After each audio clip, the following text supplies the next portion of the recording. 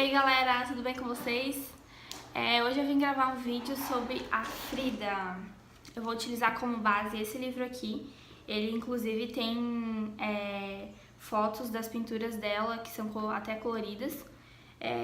A autora é a Hayden Herrera, que foi uma historiadora que pesquisou sobre os detalhes da vida da Frida e se dedicou a fundo nisso. E o motivo pelo qual eu tô gravando esse vídeo pra vocês é que a Frida foi uma personagem histórica, foi e ainda é, que representa muito pro feminismo. Ela é um ícone, né? E ela, apesar de todas as dificuldades que ela teve na vida dela, ela sempre enfrentou todos de perto, né? Todos com muita coragem, com muita audácia. E se destacou na área da arte, da militância política, das relações, da política, né? Então, eu vou contar alguns detalhes para vocês, espero que vocês gostem. O nome completo dela é Madalena Frida Kahlo e Calderón. Só que a tradução original, o primeiro nome dela é Magdalena. Se a gente for traduzir, né, fica Madalena. Ela nasceu na cidade do México, em Coyoacán, na cidade, no México, né?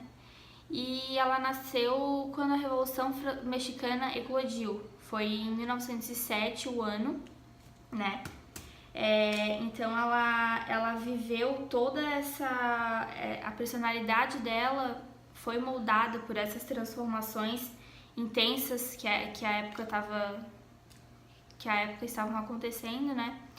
E o pai dela era fotógrafo e ele sempre incentivou muito a arte, sempre incentivou que ela fosse com ele até os estúdios onde eram reveladas as fotos. Ele era fotógrafo oficial do governo e foi aí que acho que ela começou a despontar e a aflorar esse gosto pela arte. Ela ficava admirando ele, ficava vendo como ele manuseava os instrumentos de trabalho, enfim, né?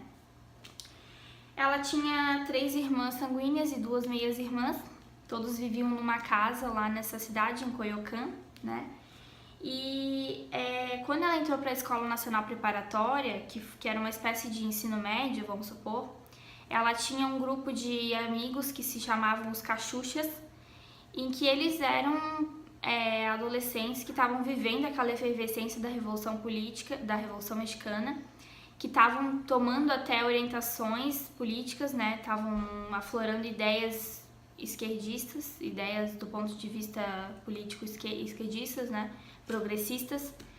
E eles fizeram parte dessa transformação, dessa efervescência pelo qual o México estava passando. E porque o que acontecia?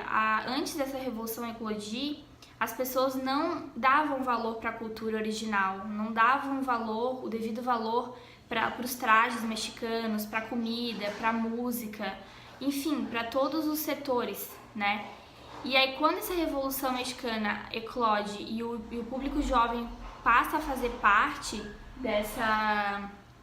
desse período de transformação, eles querem vivenciar aquilo. Então a Frida ela vai se vestir com trajes mexicanos, que é colocado aqui no livro como a Índia Tehuantepec, algo assim. Então antigamente eles importavam muita cultura europeia por causa do positivismo do Augusto Comte, e importavam muita coisa, achavam que o que eles tinham ali não devia ser dado valor. E após essa revolução, que foi uma revolução em termos políticos, culturais e sociais, todo esse cenário ele muda. Então ela fez parte desse período, né? É importante contextualizar isso. Inclusive ela lembra detalhes da revolução. Ela tinha 5 anos, mas ela lembra que os soldados, né, da revolução às vezes entravam na casa em que eles viviam para comer tortilhas de abóbora, que eles chamavam assim. Então ela lembra de muitos detalhes. Com 6 anos ela teve poliomielite, então a perna dela já ficou fina. Foi aí que começou o histórico de adversidades que ela teve, né? E aí quando ela entra para a Escola Nacional Preparatória em 1922, ela conhece o Alejandro Dias, que é o primeiro namorado que ela vai ter. Só que ele não estava muito interessado nela, ele queria outras coisas. Os pais até Depois, mais futuramente, despacharam ele para estudar na Europa, enfim. E ela mandava diversas cartas para ele e ele não respondia. Ela mandou uma carta para ele dizendo que ela estava muito triste porque ele não queria mais ela, enfim. E aí ela pinta um autorretrato para ele levar de presente assim para a Europa, para não esquecer do momento que ele teve. E a historiadora até coloca aqui que é um período assim bem primitivo da vida artística dela, ainda tem traços muito amadores, enfim. E foi com o Alejandro que ela sofreu o pior acidente da vida dela, o único e o pior acidente, que foi quando eles estavam voltando da escola, um bonde desgovernado atingiu o ônibus em que eles estavam e a Frida foi empalada por uma barra de ferro de acho que devia ter aqui uns 80 centímetros. E ela perfurou a pelvis e, enfim, perfurou o baço, a pelvis, o motivo pelo qual depois futuramente ela enfim, ficou infértil, né? Esse acidente foi muito grave, ele deixou muitos feridos, muitas pessoas morreram, só que ela não morreu, né? Claro, ela ficou muitos dias internada no hospital. E foi aí que ela começa a interiorizar a questão da pintura. Ela pede pro pai uns pincéis, umas tintas, e começa a pintar o que vem na cabeça dela. A historiadora mesmo diz aqui no livro que ela pintava o que dava na cabeça dela. Não tinha muitos planos, assim, meu traço vai ser assim, meu traço vai ser assado. Não tinha esse roteiro, vamos dizer assim, né?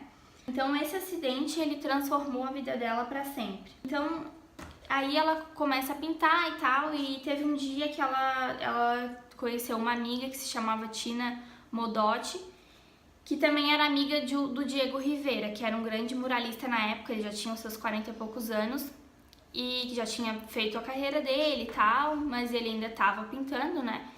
Mas já tinha consagrado o nome, vamos dizer assim, que vai ser o futuro marido dela. Então eles se encontram nessa festa, e aí eles começam a se conversar e tal. E o primeiro contato direto que eles tiveram, assim, mais direto, foi quando ele estava pintando um dia um mural da cidade, e ela chegou pra ele com as pinturas dela e disse assim: olha, eu quero que tu seja bem sincero, que tu me fale o que tu achou das minhas pinturas, se eu realmente tenho talento, porque se eu não tiver talento, eu vou começar a trabalhar em outra coisa e eu quero que tu me diga.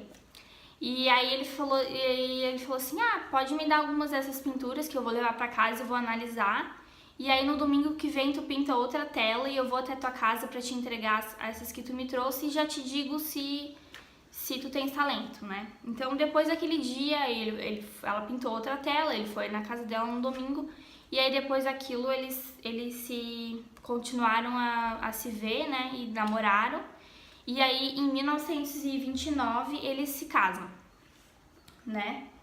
Então o casamento foi em 1929. Ela não pintou muito durante os anos que sucederam o casamento, talvez porque ela se sentisse ainda muito insegura, né? O único retrato que ela fez 2 anos depois do casamento foi esse aqui, que é intitulado Frida e Diego Rivera, de 1931. Aí, nos anos posteriores, o Diego foi convidado pela Escola Nacional de Belas Artes para pintar um mural na Califórnia e eles foram para lá. E lá ela fez muitos amigos, ela ia ao cinema, ela gostava muito do ar da cidade e fazia compras. Logo em seguida ele foi convidado a Detroit, que é um município na cidade de Michigan, nos Estados Unidos também, que era uma pegada assim mais industrial, né? Era o Henry Ford que dominava aquelas áreas, inclusive o painel foi pintado com esse acordo, né? Com a intenção de ele produzir um mural que a temática fosse o ar industrial da cidade. E aí ela simplesmente odeia Detroit. Ela acha o clima da cidade muito pesado, muito industrial, ela não faz muitos amigos lá. Ela fica muito mais em casa, assim, mesmo, não pinta nada. Enfim, ela simplesmente não gostou, assim, do ar da cidade. E aí em 1932, ela engravidou do primeiro filho do Diego, mas ela logo em seguida perdeu, por várias complicações que ela teve durante a gravidez, e até mesmo por conta do histórico de saúde dela. E só que ela ficou muito fragilizada, né, por conta disso tudo. E ela ficou internada no Hospital Henry Ford logo em 1932, né, e chegou a dizer que queria morrer. Foi nessa época que ela pintou o Hospital Henry Ford, que é essa gravura aqui, em que é muito chocante, assim, o que ela pintou, porque é uma cama, ela tá deitada numa cama que tá totalmente alheia à cidade, e aí, enfim, ela tá ligada por, parece veias aqui que estão ligadas a ela, desses 6 elementos que ela pinta.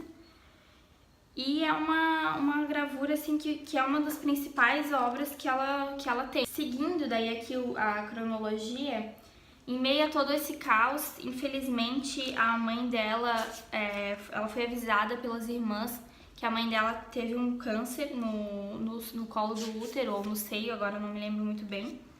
E aí ela teve que voltar pro México junto com uma amiga que ela tinha. E ela passou 2 semanas no México, e depois das 2 semanas a mãe dela morreu e ela teve que lidar com 2 perdas ao mesmo tempo, uma do filho dela e a outra da mãe. Daí quando ela volta pro México, ela pinta Meu Nascimento, de 1932, que é outra gravura chocante, que é essa daqui, que é uma mulher dando à luz, a mulher já tá morta, e o bebê também, enfim, bebê é uma cabeça, né, que tá saindo aqui dela também tá natimorto, né, já nasceu morto. E aqui ela conta que ela quis, ao mesmo tempo que ela quis criar uma visão da mãe dela dando a luz a ela quis se imaginar ali como se aquela mulher que estivesse dando a luz fosse ela, porque ela não tinha essa capacidade de gerar vidas, né? Então ela sinalizou muito bem isso aqui nessa obra. Nesse período que ela passou em Detroit com o Diego, ela pintou o autorretrato na fronteira do México e dos Estados Unidos, que é essa gravura aqui, em que ela tá dividida entre o México e as raízes aqui, enfim, e toda essa coisa industrial que a cidade tinha. Logo em seguida, o Diego foi convidado para compor um mural no Rockefeller Center, em Nova York. Só que ele acabou não concluindo porque ele teve uma desavença com o cara que pediu para ele pintar, porque as murais dele tinham um caráter muito marxista, muito de luta de classe.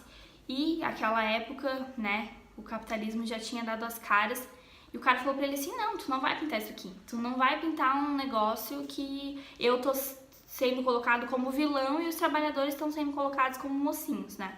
Então ele é demitido, recebe só uma parte do dinheiro, e aí ele gasta o dinheiro todo lá, porque foi uma promessa que ele fez, e fez uma outra pintura, essa mesma pintura em um outro prédio da cidade, em Nova York, e depois eles voltam pro México. Quando eles voltam pro México, ele repinta a mesma obra no Palácio das Belas Artes da cidade do México, isso em 1934. Na volta que eles tiveram de Nova York pro México, o casamento já estava em maus tempos.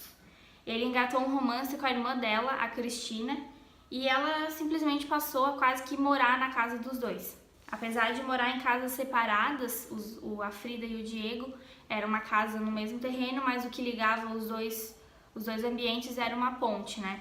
Apesar disso, era uma casa muito ampla, então tinha espaço para muitas pessoas.